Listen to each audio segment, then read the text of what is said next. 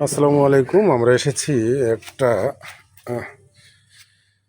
মুরব্বির বাড়িতে। আপনারা যে মুরব্বিকে দেখছেন, উনি মুড়ি খাচ্ছে। কিছুদিন আগে সুস্থ ছিল, এতদিন ওনার কাজ উনি করে খাইতে পারছে, কিন্তু ইদানিং উনি খুব অসুস্থ। ওনার পায়ের সমস্যা, উনি হাঁটতে পারে না। তারপরে 5 ওয়াক্ত নামাজ পড়ে। তো আপনারা যদি পারেন ওনাকে একটু সহযোগিতা করবেন সবাই।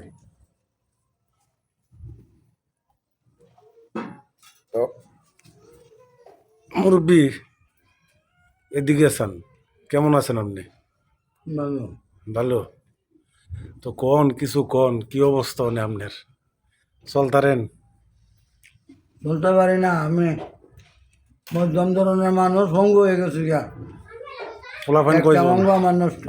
পোলাপাইন কয়জন আপনার? পোলাপান আমার তিনজন। 3 জন পোলাপাইন। এই যে উনি হইছে, দুই ছেলে এই যে উনি হইছে ওনার ওয়াইফ। তো আপনি কি করেন? আমি টুকটাক কাজকর্ম করে খাই মানুষের বাড়িতে। মানে কাজকর্ম করে খান।